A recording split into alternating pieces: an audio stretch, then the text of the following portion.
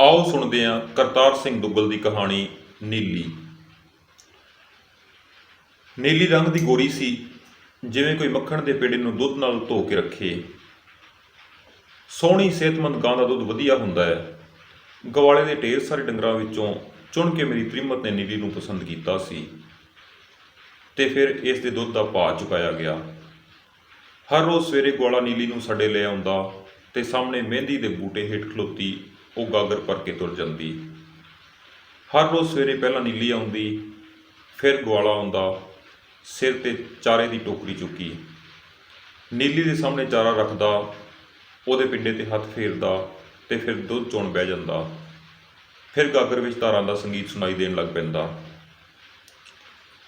ਜਿਤਨਾ ਚਿਰ ਗੋਰਾ ਦੁੱਧ ਚੋਂਦਾ ਰਹਿੰਦਾ, ਨੀਲੀ ਟੋਕਰੀ ਵਿੱਚ ਦਾਣਾ, ਵੜੇਵੇਂ, ਖਲੀ ਆਦਿ ਚਾਰਾ ਖਾਂਦੀ ਰਹਿੰਦੀ। ਦੁੱਧ ਦਾ ਭਾਅ ਚੁਕਾਉਣ ਵੇਲੇ ਇਸ ਤਰ੍ਹਾਂ ਦਾ ਚੰਗਾ ਚਾਰਾ ਖਵਾਉਣ ਦੀ ਸ਼ਰਤ ਵੀ ਤੈਅ ਹੋਈ ਸੀ ਤੇ ਕਦੀ ਕਦੀ ਮੇਰੀ ਤ੍ਰੀਮਤ ਉਚੇਚੇ ਜਾ ਕੇ ਟੋਕਰੀ ਵਿੱਚ ਵੇਖ ਲੈਂਦੀ ਗੋਲਾ ਆਪਣਾ ਇਕਰਾਰ ਪੂਰਾ ਕਰ ਰਿਹਾ ਸੀ ਕਿ ਨਹੀਂ। ਚੰਗੀ ਖੁਰਾਕ ਡੰਗਰ ਨੂੰ ਮਿਲੇ ਤੇ ਦੁੱਧ ਚੰਗਾ ਹੁੰਦਾ ਹੈ, ਵਿੱਚੋਂ ਮੱਖਣ ਵੀ ਚੋਖਾ ਨਿਕਲਦਾ ਹੈ। ਹਰ ਰੋਜ਼ ਸਵੇਰੇ ਨੀਲੀ ਆਉਂਦੀ, ਤਾਵਲੀ ਤਾਵਲੀ। ਕਦੇ ਮੈਂ ਸੋਚਦਾ ਉਸ ਨੂੰ ਮਸਾਲੇਦਾਰ ਚਾਰਾ ਖਾਣ ਦੀ ਕਾਹਲੀ ਹੁੰਦੀ ਹੈ, ਕਦੇ ਮੈਂ ਸੋਚਦਾ ਉਸ ਨੂੰ ਦੁੱਧ ਦੇ ਕੇ ਸੁਰਖਰੂ ਹੋ ਜਾਣ ਦੀ ਖੁਸ਼ੀ ਹੁੰਦੀ ਹੈ। ਨੀਲੀ ਨਿੱਤ ਆਉਂਦੀ, ਕਦੇ ਜਦੋਂ ਅਸੀਂ ਸੋ ਰਹੇ ਹੁੰਦੇ, ਕਦੇ ਜਦੋਂ ਅਸੀਂ ਉੱਠ ਰਹੇ ਹੁੰਦੇ, ਕਦੇ ਜਦੋਂ ਅਸੀਂ ਉੱਠ ਚੁੱਕੇ ਹੁੰਦੇ। ਮਲਕੜੇ ਆਉਂਦੀ, ਪਿੱਤਲ ਦੀ ਗਾਗਰ ਵਿੱਚ ਧਾਰਾਂ ਦਾ ਨਗਮਾ ਛੇੜ ਕੇ ਤੁਰ ਜਾਂਦੀ। ਕਈ ਮਹੀਨੇ ਇੰਝ ਗੁਜ਼ਰ ਗਏ। ਫਿਰ ਇੱਕ ਰੋਜ਼ ਸੁਣਿਆ ਨੀਲੀ ਅਜਲਤ ਮਾਰ ਗਈ। ਨਵੀਂ ਹੋਈ ਨੂੰ ਕਿਤਨੇ ਦਿਨ ਹੋ ਚੁੱਕੇ ਸਨ, ਬਹੁਤ ਦਿਨ। ਖੈਰ, ਸਾਨੂੰ ਨੀਲੀ ਦੀ ਉਡੀਕ ਨਹੀਂ ਕਰਨੀ ਪਈ। ਹੁਣ ਨੀਲੀ ਵੀ ਆਉਂਦੀ, ਉਸ ਪਿੱਛੇ ਨੀਲੀ ਦੀ ਵੱਛੀ ਵੀ ਆਉਂਦੀ। ਨਿਰੀਪੁਰੀ ਨੀਲੀ ਦੀ ਸ਼ਕਲ, ਗੋਰਾ ਗੋਰਾ ਰੰਗ, ਮਲੂਕੜੀ ਜੀ ਚਮੜੀ, ਲੰਮੀ ਫੁੰਮਣਦਾਰ ਪੂਛ, ਸ਼ਰਮਾਕਲ ਸ਼ਰਮਾਕਲ, ਲੱਖ ਲਾਜਾਂ ਭਰੀਆਂ ਅੱਖੀਆਂ। ਮੇਰੀ ਤ੍ਰੀਮਤ ਦੀ ਦੁੱਧ ਦੀ ਲੋੜ ਜਿਵੇਂ ਨੀਲੀ ਦੇ ਦੁੱਧ ਦੇਣ 'ਤੇ ਹੀ ਨਿਰਭਰ ਹੋ ਗਈ ਸੀ। ਜਿਤਨਾ ਨੀਲੀ ਇੱਕ ਵੇਲੇ ਦੁੱਧ ਦਿੰਦੀ, ਅਸੀਂ ਸਾਰਾ ਖਰੀਦ ਲੈਂਦੇ। ਵਸੇ ਵਸੇ ਕਿਸੇ ਹੋਰ ਡੰਗਰ ਦਾ ਦੁੱਧ ਸਾਡੇ ਘਰ ਨਹੀਂ ਵੜਦਾ ਸੀ। ਤੇ ਅੱਜ ਕੱਲ੍ਹ ਮੇਰੀ ਤ੍ਰੀਮਤ ਮੁੜ ਮੁੜ ਗਵਾਲੇ ਨੂੰ ਕਹਿੰਦੀ, ਭੈੜਿਆ, ਇਸ ਵੱਛੀ ਨੂੰ ਵੀ ਕੁਝ ਛੋੜਿਆ ਕਰ, ਬੜੀ ਵਧੀਆ ਗਾਂ ਬਣੇਗੀ। ਪਰ ਗਵਾਲਾ ਆਪਣੀ ਮਰਜ਼ੀ ਕਰਦਾ। ਜਦੋਂ ਮੇਰੀ ਤ੍ਰੀਮਤ ਉਸ ਨੂੰ ਵੱਛੀ ਬਾਰੇ ਯਾਦ ਕਰਵਾਉਂਦੀ, ਉਹ ਨੱਕ ਵਿੱਚ ਕੁਝ ਗੁਣਗੁਣਾ ਛੱਡਦਾ। ਕਿਉਂਕਿ ਵੱਛੀ ਦੇ ਮੂੰਹ ਮਾਰਨ 'ਤੇ ਨੀਲੀ ਦੁੱਧ ਲਾ ਦਿੰਦੀ ਸੀ। ਅੱਜ ਕੱਲ੍ਹ ਗਵਾਲੇ ਨੇ ਮਸਾਲਾ ਹੀ ਲਿਆਉਣਾ ਬੰਦ ਕਰ ਛੱਡਿਆ ਸੀ। ਸਾਡੀ ਸ਼ਿਕਾਇਤ ਕਰਨ 'ਤੇ ਉਹ ਹਮੇਸ਼ਾ ਕਹਿੰਦਾ ਉਹ ਮਸਾਲਾ ਬਕਾਇਦਾ ਖਵਾਉਂਦਾ ਸੀ, ਕੇਵਲ ਵਕਤ ਉਸ ਬਦਲ ਛੱਡਿਆ ਸੀ, ਸ਼ਾਮੀ ਤੂੜੀ ਨਾਲ ਵੀ ਖਵਾ ਛੱਡਦਾ ਸੀ। ਮੇਰੀ ਤ੍ਰੀਮਤ ਖਪਦੀ ਰਹਿੰਦੀ, ਇਸ ਗੱਲ 'ਤੇ ਖਪ ਹਟਦੀ ਕਿ ਦੁੱਧ ਅੱਜ ਕੱਲ੍ਹ ਪਾਣੀ ਵਰਗਾ ਸੀ, ਤੇ ਕਦੇ ਇਸ ਗੱਲ 'ਤੇ ਖਪਣ ਲੱਗ ਪੈਂਦੀ ਕਿ ਗਵਾਲਾ ਵੱਛੀ ਲਈ ਚੂਲੀ ਦੁੱਧ ਹੀ ਨਹੀਂ ਬਚਾਉਂਦਾ ਸੀ ਤੇ ਵਿਚਾਰੀ ਬੇਜਾਨ ਹੱਡੀਆਂ ਦੀ ਮੁੱਠ ਨਿਕਲਦੀ ਆ ਰਹੀ ਸੀ। ਗਵਾਲਾ ਕਹਿੰਦਾ, ਨੀਲੀ ਵੱਛੀ ਲਈ ਦੁੱਧ ਛੁਪਾ ਕੇ ਰੱਖ ਲੈਂਦੀ ਏ ਤੇ ਪਿੱਛੋਂ ਉਸ ਨੂੰ ਪਿਲਾਉਂਦੀ ਏ, ਤੇ ਹਮੇਸ਼ਾ ਮੁੜ ਮੁੜ ਥਣਾ ਵਿੱਚ ਧੁੱਸ ਮਾਰ ਰਹੀ ਵੱਛੀ ਵੱਲ ਇਸ਼ਾਰਾ ਕਰ ਕੇ ਸਾਨੂੰ ਝੂਠਿਆਂ ਕਰਨ ਦੀ ਕੋਸ਼ਿਸ਼ ਕਰਦਾ। ਅਖੀਰ ਉਹੀ ਗੱਲ ਹੋਈ, ਵੱਛੀ ਮਰ ਗਈ। ਅਗਲੇ ਰੋਜ਼ ਸਵੇਰੇ ਨਿੱਕਾ ਜਿਹਾ ਮੂੰਹ ਲੈ ਕੇ ਆਇਆ। ਪਿਛਲੀ ਰਾਤ ਵੱਛੀ ਮਰ ਗਈ ਸੀ ਤੇ ਨੀਲੀ ਨੇ ਕੁਝ ਨਾ ਖਾਧਾ ਨਾ ਕੁਝ ਪੀਤਾ ਸੀ। ਇੱਕ ਦਿਨ ਦੁੱਧ ਦਾ ਨਾਗਾ ਹੋਣਾ ਸੀ। ਮੇਰੀ ਤ੍ਰੀਮਤ ਦੰਦ ਕਚੀਚ ਕੇ ਰਹਿ ਗਈ। ਉਸ ਨੂੰ ਪਤਾ ਸੀ ਗਵਾਲਾ ਵੱਛੀ ਨੂੰ ਜਾਣ ਕੇ ਮਾਰ ਰਿਹਾ ਸੀ। ਪਹਿਲਾਂ ਵੀ ਤੇ ਨੀਲੀ ਦਾ ਵੱਛਾ ਜਾਂ ਵੱਛੀ ਕੋਈ ਨਹੀਂ ਸੀ, ਪਰ ਅੱਗੇ ਹੀ ਗਵਾਲਾ ਵਿਚਾਰੇ ਦਾ ਨੁਕਸਾਨ ਹੋ ਰਿਹਾ ਸੀ। ਖਬਰੇ ਗਾਂ ਉੱਕਾ ਹੀ ਲੱਤ ਮਾਰ ਜੇ, ਡੰਗਰ ਦਾ ਕੀ ਪਤਾ ਹੁੰਦਾ ਹੈ। ਤੇ ਅਸੀਂ ਚੁੱਪ ਕਰੇ ਰਹੇ। ਨਾਲੇ ਗਵਾਲੇ ਦੀਆਂ ਅੱਖੀਆਂ ਵਿੱਚ ਅੱਥਰੂ ਦਾ ਪਹਿਲਾਂ ਹੀ ਡੁੱਲੂ ਪਏ ਕਰਦੇ ਸਨ।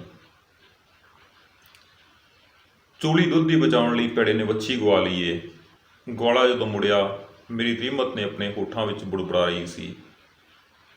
ਅਗਲੇ ਰੋਜ਼ ਸਵੇਰੇ ਮੈਂ ਵੇਖਿਆ, ਕੋਠੀ ਦੇ ਸਾਹਮਣੇ ਗੇਟ ਤੋਂ ਬਾਹਰ ਨੀਲੀ ਆ ਕੇ ਖਲੋ ਗਈ। ਪਿੱਛੇ ਗਵਾਲਾ ਆ ਰਿਹਾ ਸੀ। ਉਹਦੇ ਸਿਰ 'ਤੇ ਮਸਾਲੇ ਦੀ ਟੋਕਰੀ ਸੀ। ਅਕਸਰ ਸਵੇਰੇ ਜਦੋਂ ਨੀਲੀ ਇੰਝ ਆਉਂਦੀ, ਤੁੱਸ ਮਾਰ ਕੇ ਗੇਟ ਨੂੰ ਖੋਲ੍ਹ ਲੈਂਦੀ ਸੀ। ਅੱਜ ਚੁੱਪ ਚਪੀਤੇ ਜਾ ਕੇ ਗੇਟ ਦੇ ਬਾਹਰ ਖਲੋ ਗਈ। ਅਕਸਰ ਜੇ ਗੇਟ ਕਦੇ ਬੰਦ ਹੁੰਦਾ ਤਾਂ ਉਹ ਆਪਣੇ ਸਿੰਗਾਂ ਨਾਲ ਗੇਟ ਨੂੰ ਖੜਕਾਉਣ ਲੱਗ ਪੈਂਦੀ। ਅੱਜ ਉਸ ਨੇ ਇੰਜ ਨਹੀਂ ਕੀਤਾ। ਵੀਰਾਨ ਵੀਰਾਨ ਭਰਵੱਟਿਆਂ ਹੇਠ ਉਦਾਸ ਅੱਖੀਆਂ ਉਹ ਨਿਮੋਝਣ ਆ ਕੇ ਖਲੋ ਗਈ। ਤਾਵਲਾ ਤਾਵਲਾ ਗਵਾਲਾ ਆਇਆ, ਉਸ ਗੇਟ ਖੋਲ੍ਹਿਆ। ਉਸ ਦੇ ਪਿੱਛੇ ਨੀਲੀ ਆ ਗਈ, ਗਿਣ ਗਿਣ ਕੇ ਕਦਮ ਰੱਖ ਰਹੀ ਸੀ। ਬਰਾਂਡੇ ਵਿੱਚ ਮੈਂ ਖਲੋਤਾ ਸਾਂ, ਕੋਲ ਮੇਰੀ ਤ੍ਰੀਮਤ ਖਲੋਤੀ ਸੀ। ਮੇਰੀ ਤ੍ਰੀਮਤ ਦੀ ਕੁੱਛੜ ਸਾਡੀ ਬੱਚੀ ਸੀ, ਹਮੂਲਿਆਂ ਭਰ ਰਹੀ ਸੀ, ਉਛਲ ਉਛਲ ਪੈ ਰਹੀ ਸੀ, ਕਿਲਕਾਰੀਆਂ ਮਾਰ ਰਹੀ ਸੀ। ਮਹਿੰਦੀ ਦੇ ਬੂਟੇ ਹੇਠ ਗਵਾਲੇ ਨੇ ਟੋਕਰੀ ਲਿਆ ਰੱਖੀ ਤੇ ਉਹ ਹੱਥ ਮਾਰ ਕੇ ਖਲੀ ਦੀ ਖੱਟੀ ਖੱਟੀ ਖੁਸ਼ਬੂ ਖਿਲਾਰਨ ਲੱਗ ਪਿਆ। ਨੀਲੀ ਅਜੇ ਨਹੀਂ ਪਹੁੰਚੀ ਸੀ। ਫਿਕਰਾਂ ਵਿੱਚ ਗੁੰਦੜ, ਉਖੜੇ ਉਖੜੇ ਕਦਮ ਬੇਦਿਲੇ ਪੈਰਾਂ ਨਾਲ ਆ ਰਹੀ ਸੀ। ਮਹਿੰਦੀ ਹੇਠ ਆ ਕੇ ਖਲੋ ਗਈ। ਉਸ ਟੋਕਰੀ ਵੱਲ ਤੱਕਿਆ ਤੱਕ ਨਹੀਂ। ਗਵਾਲੇ ਨੇ ਮਸਾਲੇ ਵਿੱਚ ਫਿਰ ਆਪਣੀ ਬਾਂਹ ਫੇਰੀ ਤੇ ਟੋਕਰੀ ਨੂੰ ਉਛਾਲ ਕੇ ਵੜੇਵਿਆਂ ਨੂੰ ਵਿਖਾਇਆ, ਦਾਣਿਆਂ ਨੂੰ ਵਿਖਾਇਆ। ਇਸ ਵਾਰ ਖਲੀ ਦੀ ਖੁਸ਼ਬੂ ਸਾਡੇ ਤੱਕ ਬਰਾਂਡੇ ਵਿੱਚ ਵੀ ਆਈ। ਨੀਲੀ ਅੱਗੇ ਹੋਈ, ਫਿਰ ਰੁਕ ਗਈ, ਫਿਰ ਅੱਗੇ ਹੋਈ, ਮੁੜ ਉਸ ਮੂੰਹ ਮੋੜ ਲਿਆ। ਕਿਤਨਾ ਚਿਰ ਜਿਵੇਂ ਸੋਚਦੀ ਰਹੀ। ਸਾਹਮਣੇ ਟੋਕਰੀ ਵਿੱਚ ਪੀਲਾ ਪੀਲਾ ਦਾਣਾ ਸੀ। ਇੱਧਰੋਂ ਖਾਓ ਉੱਧਰੋਂ ਹਜਮ ਹੋ ਜਾਏ, ਨਾਲੇ ਖਲੀ ਖਾਓ ਤੇ ਭੁੱਖ ਕਿਤਨੀ ਲੱਗਦੀ ਏ। ਪਰ ਅੱਜ ਨੀਲੀ ਤੋਂ ਕੁਝ ਖਾਧਾ ਨਹੀਂ ਸੀ ਜਾ ਰਿਹਾ। ਗਵਾਲਾ ਨੀਲੀ ਦੇ ਸਿਰ ਤੇ ਹੱਥ ਫੇਰਨ ਲੱਗਾ, ਮੂੰਹ ਨਾਲ ਉਸ ਨੂੰ ਪੁਚਕਾਰਨ ਲੱਗ ਪਿਆ। ਕਿਤਨਾ ਚਿਰ ਇੰਜ ਕਰਦਾ ਰਿਹਾ। ਟੋਕਰੀ ਕੋਲ ਬੈਠ ਕੇ ਉਸ ਨੇ ਫਿਰ ਹੱਥ ਫੇਰਿਆ। ਖਲੀ ਦੀ ਖੁਸ਼ਬੂ ਫਿਰ ਉੱਠੀ। ਨੀਲੀ ਦੀ ਜਿਵੇਂ ਅਪੜਵਾਹੇ ਗਰਦਨ ਉਸ ਪਾਸੇ ਮੁੜ ਗਈ। ਆਪ ਹੀ ਆਪ ਉਸ ਦੇ ਕਦਮ ਜਿਵੇਂ ਅੱਗੇ ਪਿਆ ਤੇ ਉਸ ਟੋਕਰੀ ਵਿੱਚ ਆਪਣੀ ਥੂਥਣੀ ਛੱਡ ਦਿੱਤੀ। ਕਿਤਨਾ ਚਿਰ ਇੰਜ ਉਸ ਦਾ ਮੂੰਹ ਮਸਾਲੇ ਵਿੱਚ ਪਿਆ ਰਿਹਾ, ਪਰ ਨੀਲੀ ਤੋਂ ਕੁਝ ਖਾਧਾ ਨਹੀਂ ਗਿਆ। ਅੱਜ ਨੀਲੀ ਤੋਂ ਕੁਝ ਨਹੀਂ ਖਾਧਾ ਜਾ ਰਿਹਾ ਸੀ ਤੇ ਫਿਰ ਨੀਲੀ ਆਪਣੀ ਥੂਥਣੀ ਨੂੰ ਚੁੱਕ ਲਿਆ, ਗਰਦਨ ਨੂੰ ਟੋਕਰੀ ਵੱਲੋਂ ਮੋੜ ਲਿਆ ਤੇ ਜਿਵੇਂ ਉਧਰ ਕੰਡ ਕੇ ਖਲੋ ਗਈ। ਪਰੇਸ਼ਾਨ ਨਜ਼ਰਾਂ ਗਵਾਲੇ ਨੇ ਸਾਡੇ ਵੱਲ ਤੱਕਿਆ ਤੇ ਬੇਬਸ ਟੋਕਰੀ ਨੂੰ ਸਿਰ ਤੇ ਚੁੱਕ ਕੇ ਮੁੜ ਪਿਆ। ਪਿੱਛੇ ਉਹਦੇ ਨੀਲੀ ਤੁਰ ਪਈ। ਚੂਲੀ ਦੁੱਧ ਦੀ ਬਚਾਉਣ ਲਈ ਭੇੜੇ ਨੇ ਵੱਛੀ ਗਵਾ ਲਈ ਹੈ। ਮੇਰੀ ਤ੍ਰੀਮਤ ਨੇ ਆਪਣੇ ਹੋਠਾਂ ਵਿੱਚ ਮੁੜ ਬੁੜਾਇਆ ਤੇ ਫਿਰ ਅੰਦਰ ਨੌਕਰ ਨੂੰ ਕਹਿਣ ਤੁਰ ਗਈ ਕਿ ਡੇਅਰੀ ਤੋਂ ਜਾ ਕੇ ਉਹ ਦੁੱਧ ਲੈ ਆਵੇ। ਸਾਡੀ ਬੱਚੀ ਹੁਣ ਮੇਰੀ ਛਾਤੀ ਨਾਲ ਲੱਗੀ ਹੋਈ ਸੀ ਤੇ ਬਰਾਂਡੇ ਵਿੱਚ ਟਹਿਲਦਾ ਮੈਂ ਦੂਰ ਸੜਕ ਦੇ ਅੱਗੋਂ ਗਵਾਲੇ ਨੂੰ ਜਾਂਦੇ ਵੇਖ ਰਿਹਾ ਸਾਂ। ਉਸ ਦੇ ਪਿੱਛੇ ਨੀਲੀ ਸੀ, ਜਿਵੇਂ ਕੋਈ ਹਨੇਰੇ ਵਿੱਚ ਗਲੋਲੇ ਦਿੰਦਾ ਰਾਹ ਨੂੰ ਟੋਲਦਾ ਜਾ ਰਿਹਾ ਹੋਵੇ। ਨਾਲੇ ਡੇਅਰੀ ਤੋਂ ਗਊ ਦਾ ਤਣਕ ਗੋਹਾ ਵੀ ਲੈ ਆਵੀਂ, ਕੱਲ ਸਕਰਾਂਦ ਦੇ ਚੌਂਕਾ ਲਿਮਣਾ ਹੋਊਗਾ। ਮੇਰੀ ਤ੍ਰੀਮਤ ਅੰਦਰੋਂ ਨੌਕਰ ਨੂੰ ਸਮਝਾ ਰਹੀ ਸੀ ਤੇ ਮੈਂ ਅਜੇ ਵੀ ਦੂਰ ਸੜਕ ਤੇ ਜਾ ਰਹੀ ਨੀਲੀ ਵੱਲ ਵੇਖ ਰਿਹਾ ਸਾਂ, ਜਿਵੇਂ ਪਤਲੇ ਪਾਣੀ ਵਿੱਚ ਸੁੱਕੀ ਗੇਲੀ ਡਿਗਡੋਲੇ ਖਾਂਦੀ ਜਾਂਦੀ ਹੋਵੇ, ਜਿਵੇਂ ਬਿਖਰੇ ਪੈਂਡਿਆਂ ਵਿੱਚ ਅਣ ਖਿਲ ਰਿਹਾ ਹੰਝੂ, ਕੱਟੀ ਹੋਈ ਗੁੱਡੀ ਵਾਂਗ ਜਿਵੇਂ ਢਹਿਣ ਕਰ ਰਹੀ ਹੋਵੇ। ਉਹ ਅੱਖਿਓਂ ਓਹਲੇ ਹੋ ਰਹੀ ਸੀ, ਤੇਜ਼ ਆ ਜਾ ਰਹੇ ਲੋਕਾਂ ਵਿੱਚੋਂ ਗੁੰਮਦੀ ਜਾ ਰਹੀ ਸੀ। ਸੜਕ ਤੇ ਕਈ ਲੋਕ ਕਿਤਨੇ ਤੇਜ਼ ਤੁਰਦੇ ਨੇ। ਅਗਲੇ ਰੋਜ਼ ਅਜੇ ਮੂੰਹ ਚਖੜਾਈ ਸੀ ਕਿ ਮੈਂ ਵੇਖਿਆ ਸਾਹਮਣੇ ਕੋਠੀ ਦਾ ਗੇਟ ਖੁੱਲ੍ਹਿਆ। ਅੱਗੇ ਗਵਾਲਾ ਸੀ, ਸਿਰ ਤੇ ਮਸਾਲੇ ਦੀ ਟੋਕਰੀ ਚੁੱਕੀ ਤੇ ਉਸ ਦੇ ਪਿੱਛੇ ਨੀਲੀ ਸੀ, ਮੂੰਹ ਚੁੱਕੀ ਜਿਵੇਂ ਖਲੀ ਦੀ ਖੱਟੀ ਖੁਸ਼ਬੂ ਸੁੰਘ ਰਹੀ ਹੋਵੇ। ਮੈਂ ਸੋਚਿਆ ਗਵਾਲੇ ਨੇ ਮੈਦਾਨ ਮਾਰ ਲਿਆ ਹੈ ਤੇ ਉਹੀ ਗੱਲ ਹੋਈ। ਮਹਿੰਦੀ ਦੇ ਰੁੱਖ ਹੇਠ ਉਸ ਨੇ ਆ ਕੇ ਟੋਕਰੀ ਰੱਖੀ ਹੀ ਸੀ ਕਿ ਨੀਲੀ ਅੱਗੇ ਵੱਧ ਕੇ ਟੋਕਰੀ ਵਿੱਚ ਮੂੰਹ ਮਾਰਨ ਲੱਗ ਪਈ। ਗਵਾਲਾ ਗਾਗਰ ਫੜ ਨੀਲੀ ਕੋਲ ਬੈਠ ਗਿਆ। ਨੀਲੀ ਪਰੇ ਹੋ ਗਈ। ਗਵਾਲੇ ਨੇ ਮੁੜ ਉਸ ਦੇ ਮੂੰਹ ਵੱਲ ਵੇਖਿਆ, ਟੋਕਰੀ ਵਿੱਚ ਮੂੰਹ ਦਿੱਤੀ, ਮਸਾਲਾ ਖਾ ਰਹੀ ਸੀ। ਗਵਾਲੇ ਨੇ ਫਿਰ ਨੀਲੀ ਵੱਲ ਜਰਾ ਖਿਸਕਿਆ। ਨੀਲੀ ਹੋਰ ਪਰੇ ਹੋ ਗਈ। ਗਵਾਲਾ ਹਾਰ ਕੇ ਉੱਠ ਖਲੋਤਾ। ਨੀਲੀ ਮਸਾਲੇ ਦੀ ਟੋਕਰੀ ਵਿੱਚ ਆਪਣੀ ਥੂਥਣੀ ਜਮਾਈ ਹੌਲੀ ਮਸਾਲਾ ਖਾਂਦੀ ਜਾ ਰਹੀ ਸੀ। 3 ਦਿਨਾਂ ਦੀ ਭੁੱਖੀ ਸੀ। ਗਵਾਲਾ ਉਸ ਦੇ ਪਿੰਡੇ ਤੇ ਹੱਥ ਫੇਰਨ ਲੱਗ ਪਿਆ। ਕਿਤਨਾ ਚਿਰ ਲਾਡ ਨਾਲ ਉਸ ਦੇ ਪਿੰਡੇ ਤੇ ਆਪਣੇ ਪੋਟਿਆਂ ਨੂੰ ਫੇਰਦਾ ਰਿਹਾ। ਵਿੱਚੋਂ ਮੂੰਹ ਨਾਲ ਉਸ ਨੂੰ ਪੁਚਕਾਰਨ ਵੀ ਲੱਗ ਜਾਂਦਾ। ਮੁੜ ਉਸ ਨੂੰ ਨੀਲੀ ਕਹਿ ਕੇ ਬੁਲਾਉਂਦਾ। ਕੋਈ 5 ਮਿੰਟ ਉਹ ਇੰਜ ਕਰਦਾ ਰਿਹਾ। ਫਿਰ ਗਵਾਲਾ ਪੋਲੇ ਜੇ ਨੀਲੀ ਦੇ ਥੱਲੇ ਬੈਠ ਗਿਆ। ਹੁਣ ਨੀਲੀ ਮਸਾਲਾ ਜਰਾ ਤੇਜ਼ੀ ਨਾਲ ਖਾ ਰਹੀ ਸੀ, ਉਹ ਹਿੱਲੀ ਨਹੀਂ। ਇੱਕ ਨਜ਼ਰ ਉਹਦੇ ਮੂੰਹ ਵੱਲ ਵੇਖ ਕੇ ਗਵਾਲੇ ਨੇ ਨੀਲੀ ਦੇ ਥਣਾਂ ਵੱਲ ਹੱਥ ਵਧਾਇਆ। ਨੀਲੀ ਲੱਤ ਛੰਡ ਕੇ ਪਰੇ ਹੋ ਗਈ। ਗਵਾਲਾ ਫਿਰ ਆਪਣਾ ਜਿਹਾ ਮੂੰਹ ਲੈ ਕੇ ਉੱਠ ਖਲੋਤਾ।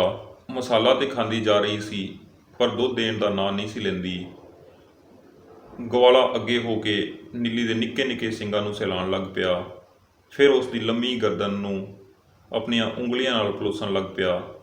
ਕਿਤਨਾ ਚਿਰ ਇੰਜ ਕਰਦਾ ਰਿਹਾ। ਗਰਦਨ ਨੂੰ ਲਡਾਉਂਦਿਆਂ ਲਡਾਉਂਦਿਆਂ ਗਵਾਲਾ ਪਿੱਠ ਤੇ ਪੋਲੇ ਪੋਲੇ ਹੱਥ ਫੇਰਨ ਲੱਗ ਪਿਆ। ਪਿੱਠ ਪਿੱਛੇ ਹੱਥ ਫੇਰਦਾ ਉਹ ਨੀਲੀ ਦੀ ਪੂਛ ਨਾਲ ਖੇਡਦਾ ਰਿਹਾ।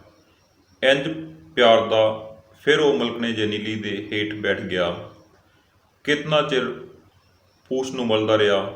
ਨੀਲੀ ਦੀਆਂ ਪਿਛਲੀਆਂ ਟੰਗਾਂ ਤੇ ਗੋਹੇ ਦੀਆਂ ਛਿੱਟਾਂ ਨੂੰ ਪੋਟਿਆਂ ਨਾਲ ਲਾਂਹਦਾ ਰਿਹਾ। ਤੇ ਫਿਰ ਉਸ ਨੇ ਭਗਵਾਨ ਦਾ ਨਾਂ ਲੈ ਕੇ ਉਹਦੇ ਇੱਕ ਥਣ ਨੂੰ ਪੋਲੇ ਜੇ ਫੜਿਆ। ਨੀਲੀ ਨੇ ਤਰਬ ਕੇ ਜ਼ੋਰ ਨਾਲ ਲੱਤ ਛੰਡੀ ਤੇ ਫੁੰਕਾਰਦੀ ਹੋਈ ਪਰੇ ਹੋ ਗਈ। ਗਵਾਲਾ ਕ੍ਰੋਧ ਵਿੱਚ ਉੱਠਿਆ। ਇੱਕ ਨਜ਼ਰ ਉਸਨੇ ਨੀਲੀ ਵੱਲ ਵੇਖਿਆ। ਉਹਦੀਆਂ ਨਜ਼ਰਾਂ ਵਿੱਚ ਗਜ਼ਬ ਸੀ। ਇੱਕ ਸਾਹ ਨੀਲੀ ਮਸਾਲਾ ਖਾਈ ਜਾ ਰਹੀ ਸੀ, ਜਿਵੇਂ ਕੁਝ ਹੋਇਆ ਹੀ ਨਹੀਂ ਹੁੰਦਾ। ਤੇ ਗਵਾਲੇ ਨੇ ਅੱਗੇ ਵੱਧ ਕੇ ਮਸਾਲੇ ਦੀ ਟੋਕਰੀ ਨੂੰ ਖੋਹ ਲਿਆ ਤੇ ਉਸ ਨੂੰ ਸਿਰ ਤੇ ਰੱਖ ਕੇ ਤੇਜ਼ ਕਦਮ ਨਾਲ ਮੁੜ ਗਿਆ। ਨੀਲੀ ਉੱਥੇ ਦੀ ਉੱਥੇ ਖਲੋਤੀ ਗਰਦਨ ਮੋੜ ਕੇ ਗਵਾਲੇ ਵੱਲ ਵੇਖਣ ਲੱਗ ਪਈ। ਉਹ ਤੇ ਮਸਾਲੇ ਦੀ ਟੋਕਰੀ ਚੁੱਕੀ ਵਾਹੋ ਦਾ ਹੀ ਜਾ ਰਿਹਾ ਸੀ। ਦੂਰ ਕੋਠੀ ਦੇ ਗੇਟ ਕੋਲ ਜਦੋਂ ਉਹ ਪੁੱਜਾ, ਨੀਲੀ ਉੜੀਕੀ ਜਿਵੇਂ ਉਸ ਨੂੰ ਬੁਲਾ ਰਹੀ ਹੋਵੇ। ਗਵਾਲੇ ਨੇ ਪਰਵਾਹ ਨਹੀਂ ਕੀਤੀ। ਜਦੋਂ ਹੱਥ ਵਧਾ ਕੇ ਉਹ ਗੇਟ ਨੂੰ ਖੋਲ੍ਹਣ ਲੱਗਾ, ਨੀਲੀ ਫਿਰ ਉੜੀਕੀ ਕਿ ਜਿਵੇਂ ਉਸ ਨੂੰ ਬੁਲਾਇਆ। ਗਵਾਲਾ ਗੁੱਸੇ ਵਿੱਚ ਕੋਠੀ ਤੋਂ ਬਾਹਰ ਚਲਾ ਗਿਆ। ਕਿਤਨਾ ਚਿਰ ਉਂਝ ਹੀ ਉਂਝ ਮਹਿੰਦੀ ਹੇਠ ਖਲੋਤੀ ਬੂਥੀ ਚੁੱਕੀ ਨੀਲੀ ਗੇਟ ਵੱਲ ਵੇਖਦੀ ਰਹੀ, ਜਿਵੇਂ ਗਵਾਲੇ ਨੂੰ ਉਡੀਕ ਰਹੀ ਹੋਵੇ। ਵਿੱਚ ਵਿੱਚ ਨੀਲੀ ਕਦੇ ਕਦੇ ਉੜਿੰਗਦੀ, ਜਿਵੇਂ ਗਵਾਲੇ ਨੂੰ ਆਵਾਜ਼ ਦੇ ਕੇ ਕਹਿ ਰਹੀ ਹੋਵੇ, ਮੇਰੇ ਮਾਲਕਾ, ਤੈਨੂੰ ਕਿਉਂ ਨਹੀਂ ਸਮਝ ਆਉਂਦੀ? ਅਜੇ ਤੇ 2 ਦਿਨ ਨਹੀਂ ਹੋਏ ਮੇਰੀ ਬੱਚੀ ਨੂੰ ਮੋਇਆ। ਮੇਰੀ ਕੁੱਖੋਂ ਜਾਈ ਮੈਥੋਂ ਖੋਹ ਲਈ ਗਈ। ਮੇਰੀ ਆਂਦਰਾਂ ਹਾਏ ਉਹਦੀ ਯਾਦ ਵਿੱਚ ਵਸਾਰਿਆ ਨਹੀਂ ਵਿਸਰਦੀਆਂ। ਇਸ ਪੇਟ ਤੇ ਬੇੜੇ ਦਾ ਕੀ ਕਰਾਂ? ਇਸ ਵਿੱਚ ਤਾਂ ਝੁਲਕਾ ਪਾਣਾ ਹੀ ਹੋਇਆ। ਅੱਜ 3 ਦਿਨ ਦੀ ਮੈਂ ਭੁੱਖੀ ਪਾਣੀ ਡਿਗਡੋਲੇ ਪਈ ਖਾਂਦੀ ਹਾਂ। ਤੈਨੂੰ ਕਿਉਂ ਨਹੀਂ ਸਮਝ ਆਉਂਦੀ? ਇਹਨਾਂ ਥਣਾਂ ਨੂੰ ਮੇਰੀ ਲਾਡਲੀ ਦੇ ਪੋਲੇ ਪੋਲੇ ਹੋਠ ਜਦੋਂ ਲੱਗਦੇ ਸਨ ਤੇ ਆਪਣੇ ਆਪ ਹੀ ਮੇਰਾ ਦੁੱਧ ਲੈ ਆਉਂਦਾ ਸੀ। ਇੰਜ ਤੁਸਾਂ ਮਾਰਦੀ ਸੀ ਲਾਡ ਵਿੱਚ ਉਹ ਮੇਰੀ ਖੀਰੀ ਨੂੰ। ਤੈਨੂੰ ਨਹੀਂ ਪਤਾ ਮਾਂ ਬੱਚੇ ਦਾ ਕੀ ਰਿਸ਼ਤਾ ਹੁੰਦਾ ਹੈ। ਮੈਂ ਨਹੀਂ ਕਹਿੰਦੀ ਕਿ ਮੈਂ ਉਸ ਨੂੰ ਭੁੱਲਾਂਗੀ ਨਹੀਂ, ਮੈਂ ਉਸ ਨੂੰ ਭੁੱਲ ਜਾਵਾਂਗੀ। ਮੈਂ ਨਹੀਂ ਕਹਿੰਦੀ ਕਿ ਮੈਂ ਹਮੇਸ਼ਾ ਦੁੱਧ ਨਹੀਂ ਦਿਆਂਗੀ, ਮੈਂ ਦੁੱਧ ਦਿਆਂਗੀ। ਪਰ ਕੁਝ ਚਿਰ ਹੋਰ ਤੂੰ ਸਬਰ ਕਰ ਲੈ। ਖਬਰੇ ਇੱਕ ਦਿਨ ਹੀ ਹੋਰ ਤੇ ਫਿਰ ਮੈਂ ਆਪਣੇ ਦਿਲ ਦੇ ਟੁਕੜੇ ਨੂੰ ਭੁੱਲ ਜਾਵਾਂਗੀ। ਫਿਰ ਮੈਨੂੰ ਆਪਣਾ ਲਾਮ ਚਾਮ ਖਾਲੀ ਖਾਲੀ ਨਹੀਂ ਲੱਗੇਗਾ। ਅੱਗੇ ਪਿੱਛੇ ਮੈਨੂੰ ਇਹ ਹਨੇਰਾ ਨਹੀਂ ਮਹਿਸੂਸ ਹੋਵੇਗਾ ਤੇ ਫਿਰ ਮਸਾਲਾ ਖਾਂਦੀ ਆਪਣੇ ਧਿਆਨੇ ਮੈਂ ਦੁੱਧ ਲਾ ਦਿਆ ਕਰਾਂਗੀ। ਮੈਂ ਹੁਣ ਦੁੱਧ ਨੂੰ ਕਰਨਾ ਹੀ ਕੀ ਏ? ਦੁੱਧ ਪੀਣ ਵਾਲੀ ਤੇ ਮੇਰੀ ਤੁਰ ਗਈ। ਤੂੰ ਮੁੜਾ, ਇੰਜ ਮੈਨੂੰ ਭੁੱਖਾ ਨਾ ਮਾਰ। ਅੱਗੇ ਥੋੜਾ ਮੇਰੇ ਨਾਲ ਅਨਿਆਂ ਹੋਇਆ ਹੈ। ਤੂੰ ਮੁੜਾ ਮੇਰੇ ਮਾਲਕਾ। ਕਿਤਨਾ ਚਿਰ ਮਹਿੰਦੀ ਹੇਠ ਉਂਝ ਹੀ ਉਂਝ ਖਲੋਤੀ ਨੀਲੀ ਕੋਠੀ ਦੇ ਗੇਟ ਵੱਲ ਵੇਖਦੀ ਰਹੀ। ਗਵਾਲਾ ਨਹੀਂ ਮੁੜਿਆ।